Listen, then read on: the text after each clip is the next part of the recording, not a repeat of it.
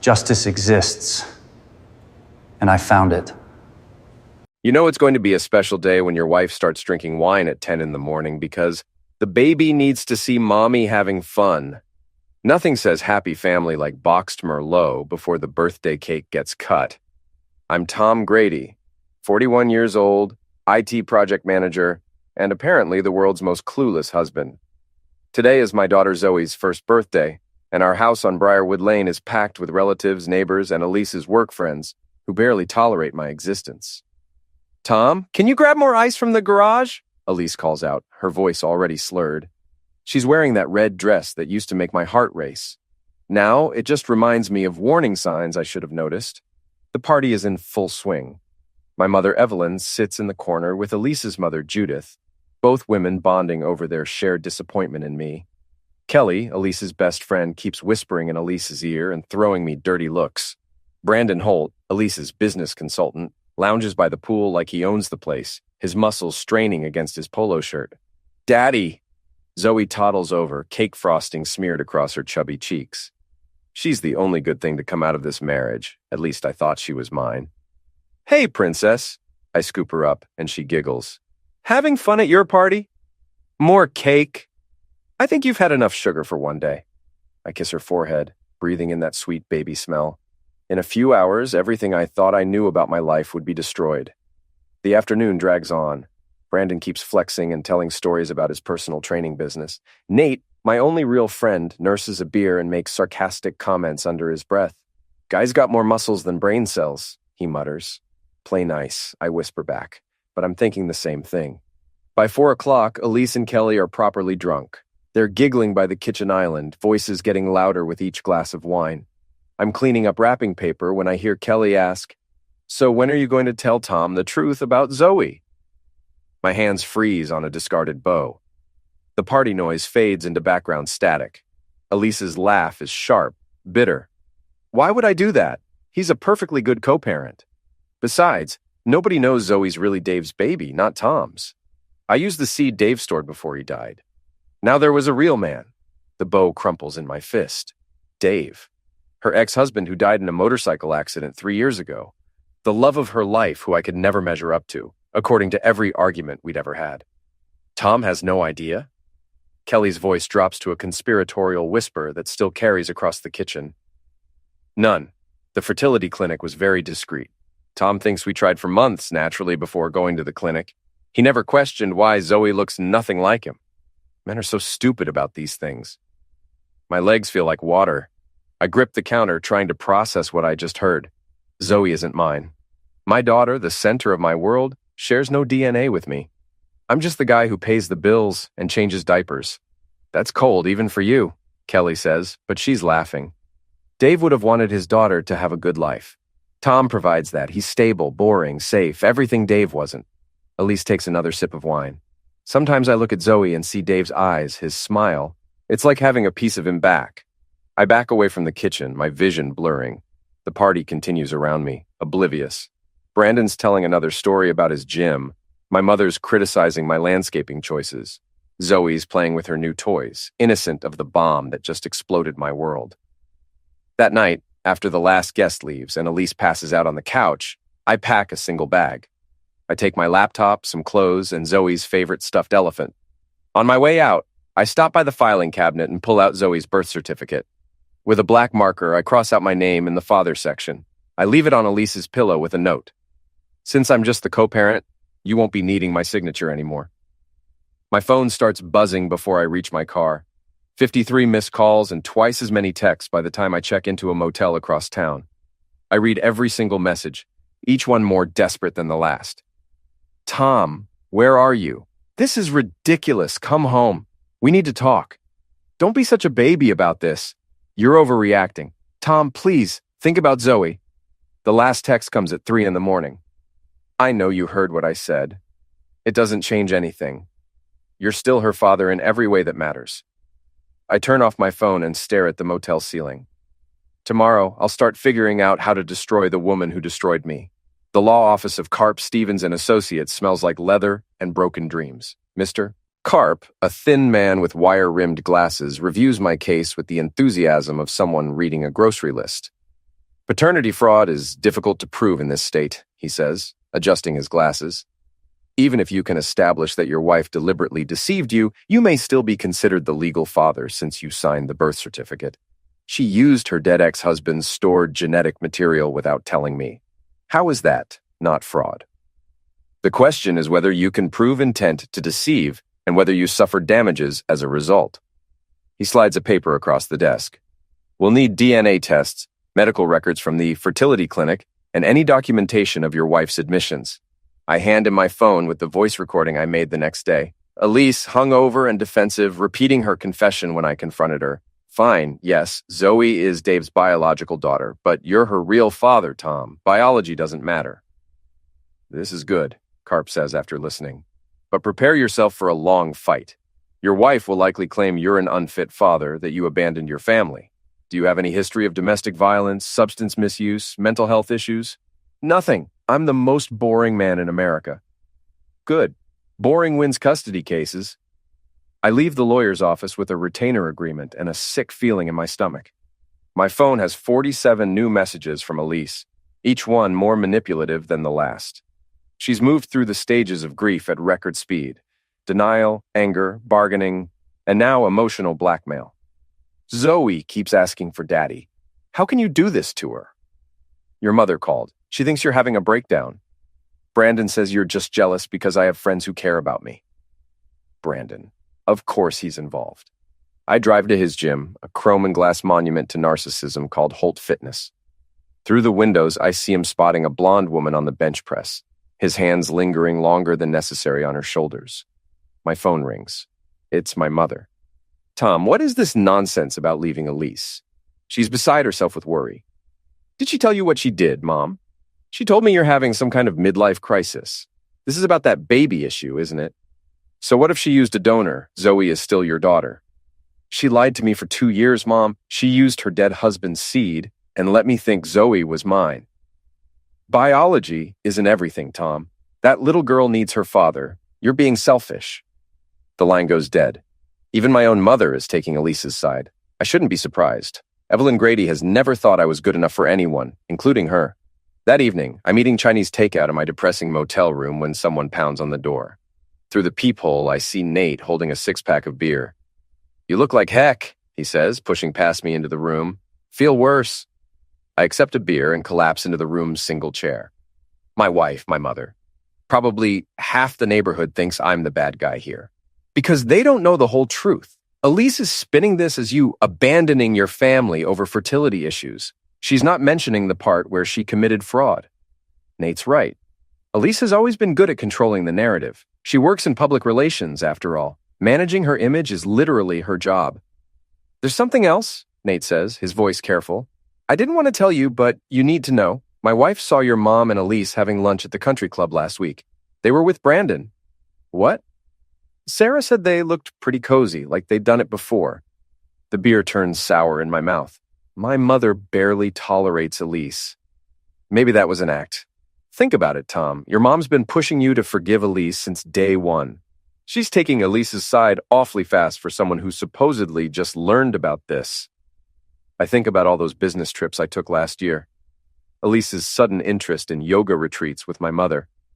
The way Brandon always seemed to know details about my schedule, my work, my plans. How long do you think this has been going on? Does it matter? The question is what you're going to do about it. The next morning, I'm walking out of a coffee shop when a black SUV comes screaming around the corner. I have maybe 2 seconds to realize it's Elise behind the wheel before I dive between 2 parked cars. The SUV clips my leg, sending me rolling across the asphalt. Pain shoots through my knee as I hit the ground. The SUV keeps going, but not before I see Elise's face in the driver's seat, twisted with rage and something else. Satisfaction. Someone call emergency, a woman shouts. That maniac just tried to end this man. At the hospital, Detective Lyle takes my statement while a nurse cleans gravel out of my palms. He's a tired-looking man with skeptical eyes who's probably seen too many domestic disputes. You're sure it was your wife driving? Positive. She was driving our SUV, license plate BW 4472. Any witnesses? The whole coffee shop saw it happen. There are security cameras, too. We'll check those out. This related to your divorce? Paternity fraud case? She's not taking it well. Detective Lyle makes a note. Never does. We'll pick her up for questioning. They arrest Elise that afternoon. The security footage is clear. She accelerated when she saw me, swerved to hit me, and kept driving. Attempted vehicular homicide, the prosecutor calls it. Not just domestic violence anymore. I'm discharged with a bandaged knee and a bottle of painkillers when my lawyer calls.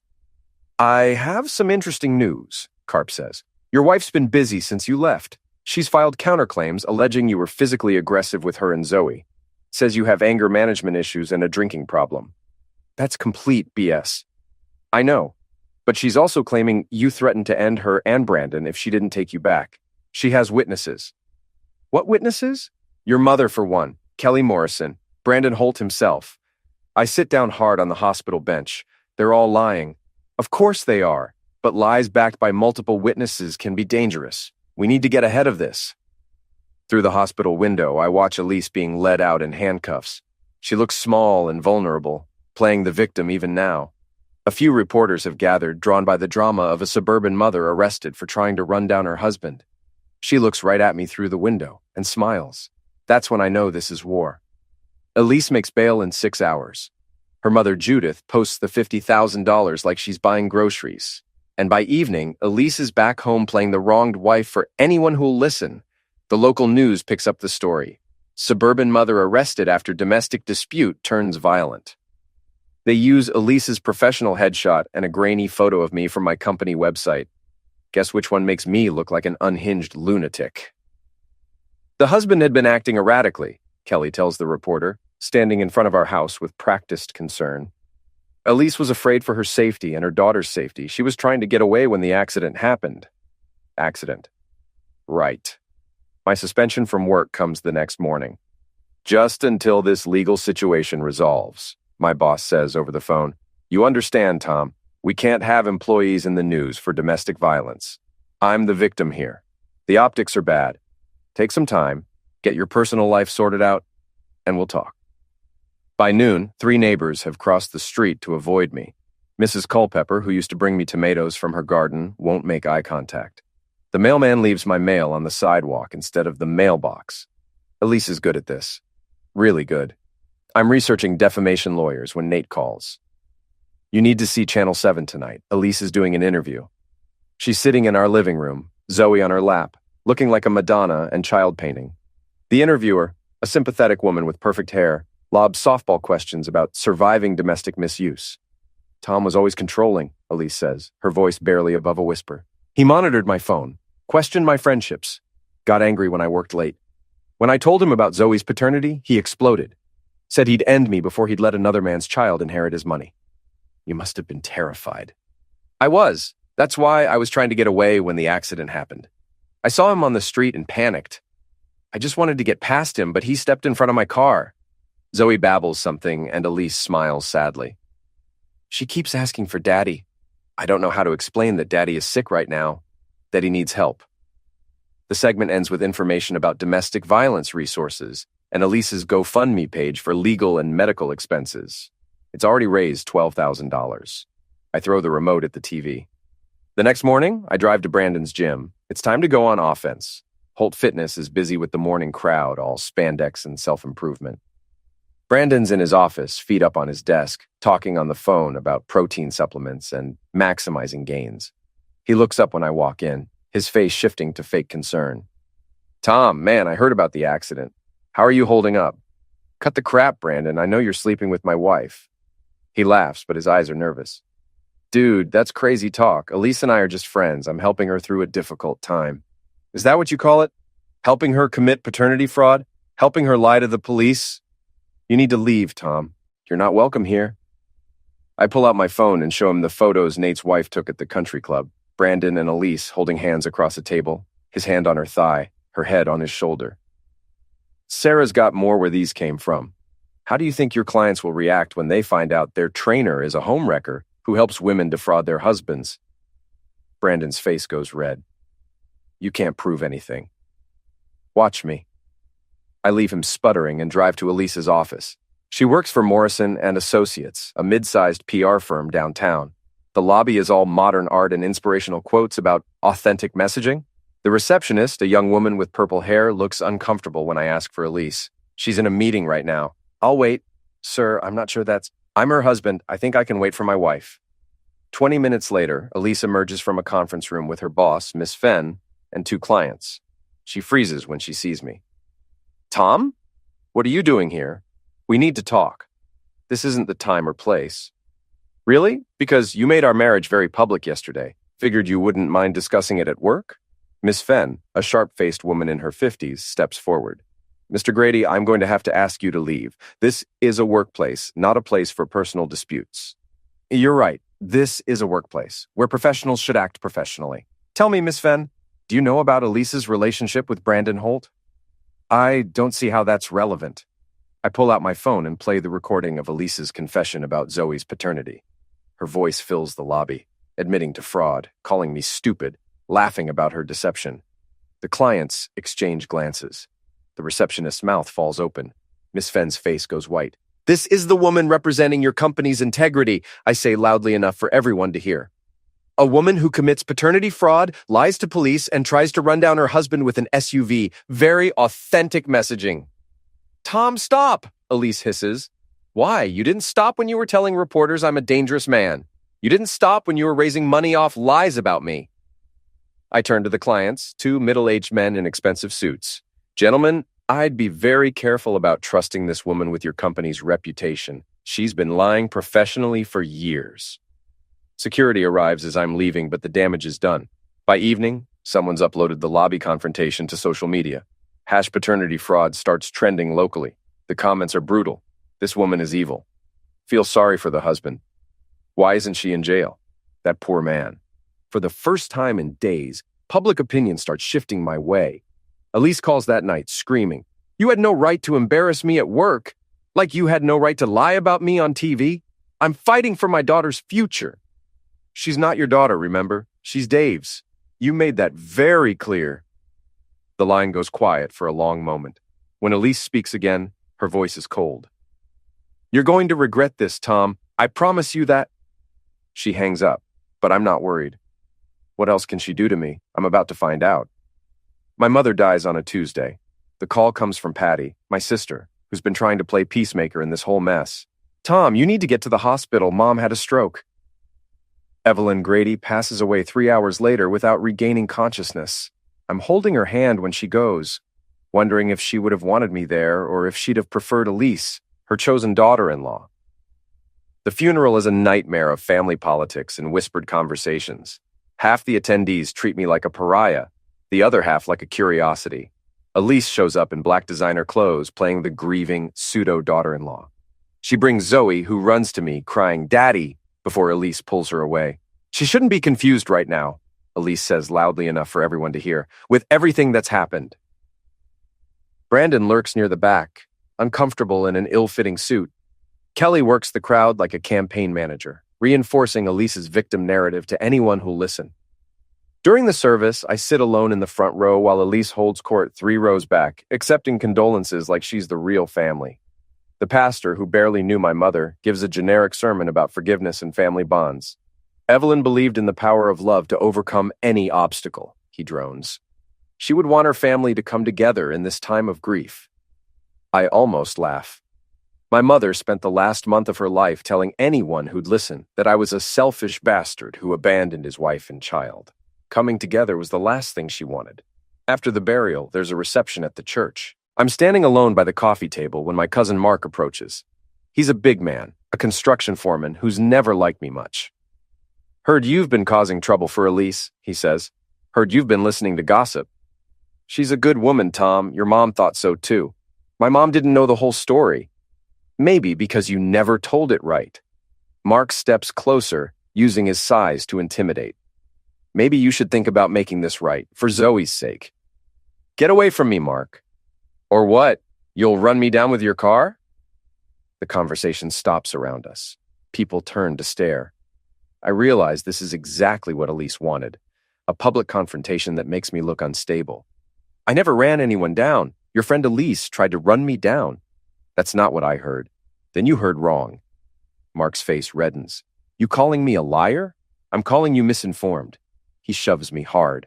I stumble backward into the coffee table, sending cups and plates crashing to the floor. The room goes silent except for Zoe's crying.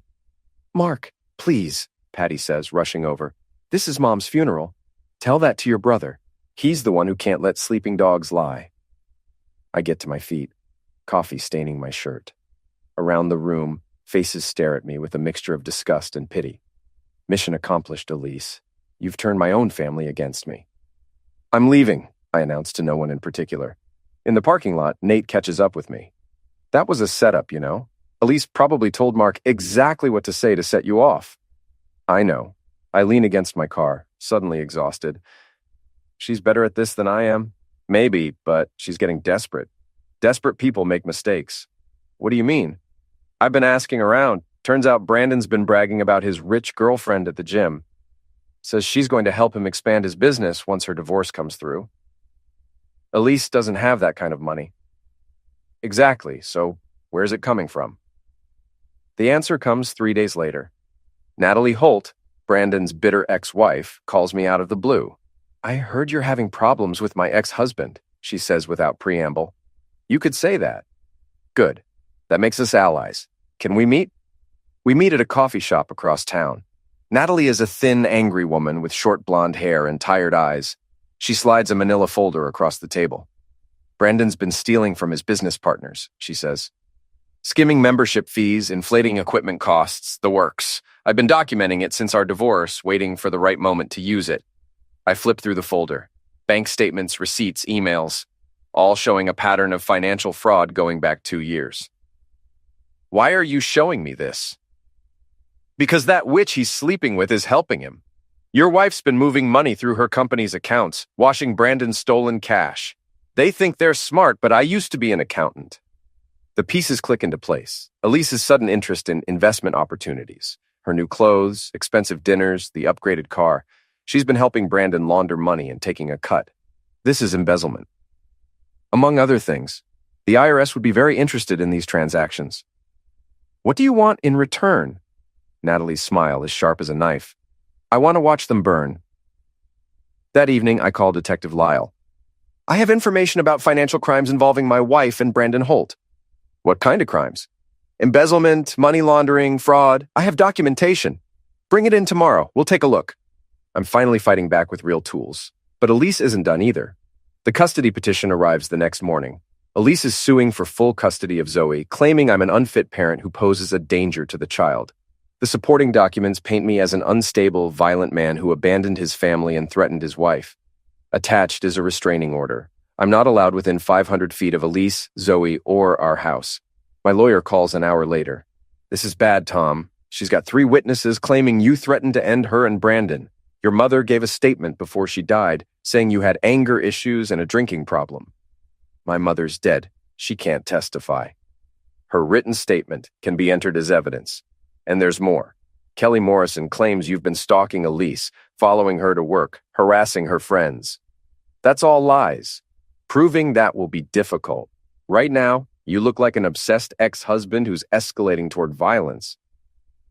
I hang up and stare at the restraining order. Elise has outmaneuvered me again. I can't see my daughter, can't go home, can't even defend myself without looking like I'm violating the order. But she made one mistake. She underestimated how much I'm willing to lose to destroy her. The plan comes together over the next 2 weeks. While Elise thinks she's won, I'm building a case that will destroy everything she's worked for. First, I take Natalie's evidence to the FBI's Financial Crimes Unit. Agent Sarah Chen, a serious woman with sharp eyes, reviews the documents with growing interest. "This shows a clear pattern of money laundering," she says. "Your wife's PR firm has been processing payments for services never rendered, then transferring the money to offshore accounts Brandon Holt controls." "How much are we talking about?" "Over $200,000 in the past year. That's federal prison time." "When will you arrest them?" "Soon. We need to coordinate with local authorities on the assault charges. Your wife's going to face multiple felonies." While the FBI builds their case, I work on destroying Elise's public image. I contact Dirty Dale, a local blogger who specializes in suburban scandals. For $5,000, he agrees to publish a detailed expose about Elise's lies. Suburban soccer mom's web of lies, paternity fraud, embezzlement, and attempted homicide goes viral within hours. The comment section explodes with outrage. This woman is a psychopath. How is she not in prison? That poor husband and daughter. Lock her up. The story gets picked up by larger outlets. Suddenly, Elise is the poster child for everything wrong with modern marriage. Her GoFundMe page gets shut down for fraud. Her employer puts her on administrative leave, but I'm not done. Brandon's gym is hosting its annual Fitness Expo, a weekend event with vendors, demonstrations, and local media coverage. It's his biggest marketing opportunity of the year, and I'm going to ruin it. I arrive early Saturday morning with a van full of equipment, speakers, a projector, and a laptop loaded with everything I need. The expo is in the gym's main floor, crowded with booths and eager fitness enthusiasts. Brandon's giving a presentation on achieving your best self to a crowd of admirers. He's in his element, flexing and posing while talking about dedication and integrity. Success isn't just about physical strength, he says, his voice booming through the microphone. It's about mental toughness, emotional honesty, and moral character. That's my cue. I connect my laptop to the gym's sound system and project my first surprise onto the wall behind Brandon. Bank statements showing his embezzlement. The crowd murmurs in confusion. Speaking of moral character, I say, my voice echoing through the speakers. Let's talk about Brandon Holt's real achievements. Brandon spins around, his face going white. What the heck? The next slide shows photos of Brandon with Elise, intimate shots that Natalie provided from his phone. The crowd gasps. This is Brandon helping a married woman commit paternity fraud, I announce. And here's him helping her launder stolen money. Security rushes toward me, but I'm already moving to the next part of my presentation. Video clips of Elise's TV interviews play alongside recordings of her real voice admitting to fraud. The woman claiming to be a victim of domestic misuse is actually a criminal who tried to run down her husband with an SUV, I continue, and your fitness guru here is her accomplice. Brandon tries to grab the microphone, but the crowd is turning ugly. People are shouting questions, demanding answers. Someone starts recording with their phone. This is all lies, Brandon shouts. This man is obsessed with my girlfriend. Girlfriend? I laugh. You mean the married woman who's been stealing from her company to fund your lifestyle? The one who's going to be arrested by the FBI next week? That gets everyone's attention. Local news cameras there to cover the fitness expo swivel toward me. This is better than they could have hoped for. Security finally reaches me, but the damage is done. The story is already spreading online. Fitness guru exposed as embezzler and homewrecker. Brandon's reputation is destroyed, his business ruined. But I saved the best for last. Monday morning, I'm waiting outside the courthouse when Elise arrives for her custody hearing. She's dressed conservatively, playing the responsible mother, but her face is haggard. The weekend's revelations have taken their toll. Tom, she says, trying to sound calm, we need to talk. No, we don't. We need to go inside so a judge can hear the truth. You don't understand. If you keep pushing this, everyone gets hurt. Zoe gets hurt. Zoe's been hurt enough by your lies. Inside the courtroom, Elise's lawyer tries to maintain the fiction that she's the victim. But the evidence is overwhelming. The FBI's financial investigation, the voice recordings, the witness statements from the gym expo, it all paints a picture of a woman who's been lying about everything. Judge Martinez, a no-nonsense woman in her 60s, reviews the evidence with obvious disgust. Miss Grady, you've been charged with paternity fraud, embezzlement, money laundering, and attempted vehicular homicide. Your credibility in this custody matter is essentially zero. Elise's lawyer tries to object, but the judge cuts him off. Furthermore, your attempts to alienate the child from her father through false accusations are deeply troubling. This court finds that you are an unfit parent. Your Honor, Elise says, standing up. You don't understand. Tom isn't even Zoe's biological father. Why should he? Sit down, Miss Grady. Biology isn't the only factor in determining parenthood. Mr. Grady has been this child's father in every meaningful way for 2 years. You don't get to erase that because your fraud has been exposed. The judge awards me full custody of Zoe, with Elise getting supervised visitation only. The restraining order is dismissed. The criminal charges will proceed. As we leave the courthouse, reporters surround us. Elise tries to hide her face, but there's nowhere to run. This is the price of making our private business public. Mr. Grady, how does it feel to get your daughter back? A reporter asks. I look at Elise, broken and humiliated, finally facing consequences for her actions. Brandon lurks nearby, his gym closed, his reputation destroyed, facing federal charges. It feels like justice, I say. That evening, I pick up Zoe from her grandmother's house. She runs to me like nothing's changed, like the past month of heck never happened. Daddy, I missed you. I missed you too, princess. As I buckle her into her car seat, she looks up at me with those bright eyes. Dave's eyes, I now know, but it doesn't matter. She's mine in every way that counts. Are we going home, Daddy? Yes, sweetheart, we're going home. Elise gets 5 years in federal prison. Brandon gets 3. Kelly loses her job for lying to investigators. My mother's estate goes to me, since she died before changing her will. 6 months later, Zoe and I are living in a new house across town, far from the memories of Briarwood Lane. She's thriving in daycare, making friends, laughing again. Sometimes she asks about Mommy, and I tell her Mommy made some bad choices and has to go away for a while. The divorce is finalized on a Tuesday. I keep my married name for Zoe's sake, but everything else changes. New house, new job, new life built on truth instead of lies. And sometimes, late at night when Zoe's asleep, I think about Elise sitting in her prison cell, finally understanding that actions have consequences, that you can't build a life on lies and expect it to last. They say revenge is a dish best served cold. I prefer mine flaming with a side of public humiliation and federal prison time.